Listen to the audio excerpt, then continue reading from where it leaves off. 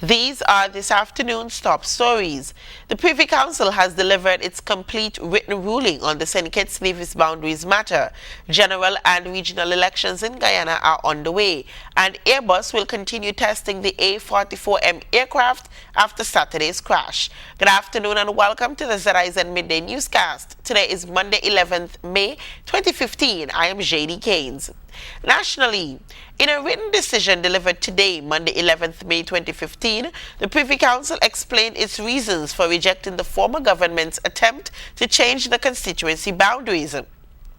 On February 12, 2015, the Privy Council ordered that the elections set for 16th February had to take place on the existing boundaries and not on the boundary changes that the former government proposed. The Privy Council has fully accepted the submissions made on behalf of the appellants Mark Brantley, Dr. Timothy Harris, Sean Richards, and Sam Conda.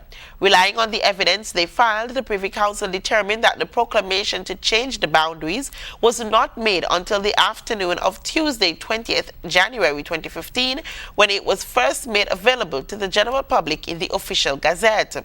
As a result, the Privy Council has found that the dissolution of Parliament, which unquestionably occurred with effect from 16th January, predated the making of the impunged proclamation. The consequence of this under the Constitution was that the election had to take place under the existing boundaries. The Privy Council also considered the question of whether a deliberate attempt to prevent the court from reviewing a report of the Boundaries Commission would be unconstitutional because it was contrary to the rule of law. The Privy Council affirmed that the St. Kitts and Nevis is a democratic state based on the rule of law, that the principle of separation of powers is entrenched, and that one branch of government may not trespass on the province of any other in conflict with the principle of the separation of powers.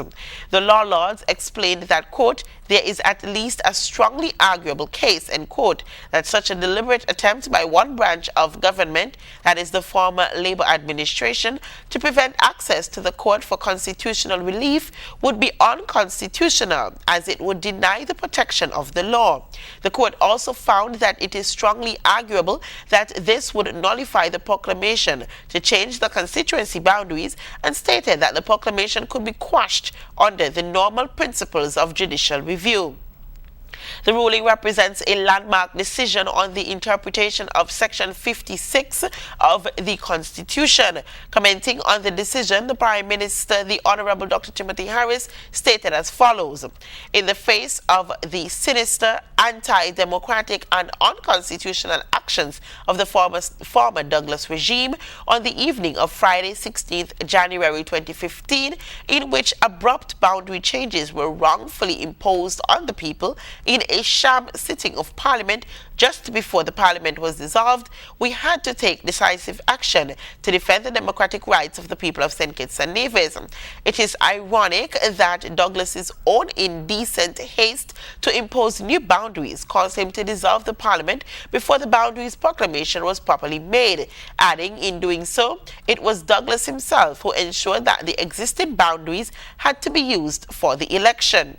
This decision of the Privy Council, like the decision of the people of St. Kitts and Nevis in the election of 16th February 2015, is a vindication of the rule of law and constitutional democracy, and a complete rejection of the political immorality which had become commonplace in St. Kitts and Nevis in recent years leading up to the general elections, Dr. Harris said. The Association of Caribbean Commissioners of Police, ACCP, annual general meeting and conference got underway in St. Kitts this morning with an opening ceremony at the St. Kitts Marriott Resort. A production team from our news department was on hand to capture the event and will provide an update in a subsequent newscast. However, ahead of this week's event, Assistant Commissioner of Police Ian Quealy said the AGM and conference is expected to focus on strengthening community policing and adopting best practices for use within the region. The conference brings together experts in various police fields and about 24 police commissioners from around the Caribbean. The 30th annual general meeting and conference of the Association of Caribbean Commissioners of Police runs until 14th May. Regionally, the long-awaited election day in Guyana has arrived. Several thousand people queued in long lines at polling stations across the country. Capital News' Neil Marks has the latest on the progress of the polls. Brigadier retired David Granger was the first of political leaders to cast his ballot when polls opened across the country today. Mr. Granger voted here at the Enterprise Primary School in Durban Backlands. Wake up and vote. With wife Sandra by his side, David Granger arrived at the Enterprise Primary School shortly before voting commenced. Mr. President, this way. He was greeted by cheers from voters who were patiently waiting for the doors of the polling stations to open. Some of them stood in line for over an hour. After greeting supporters, Granger proceeded to cast his ballot.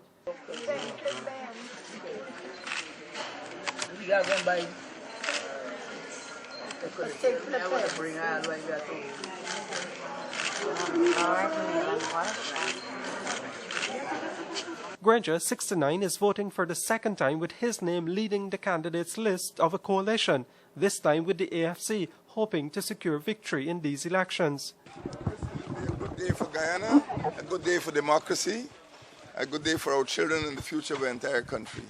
I'm very confident that APNU-AFC coalition will win and restore democracy and good governance to Guyana. Mr. Granger will be trying to get to many polling stations as possible throughout the day to observe the voting process. I will visit polling stations and I will ensure that the process continues to be free and fair and free from disruption. So I'll be visiting polling stations, and after that we'll simply wait until we hear the results of an APNU-AFC victory. The Enterprise Primary School is one of 2,299 polling stations set up across the country. We are confident that given our performance in 2011, where we got over 51% of the vote, we'll be getting between 58 to 62% of the vote this time. We're very confident that we will win, and we will usher in a new era of democracy, a new era of development, most of all an era of national unity, where the people of Guyana can start moving forward together again. As expected, a number of persons are not exactly sure where they should vote, but volunteers are assisting persons to get the necessary information.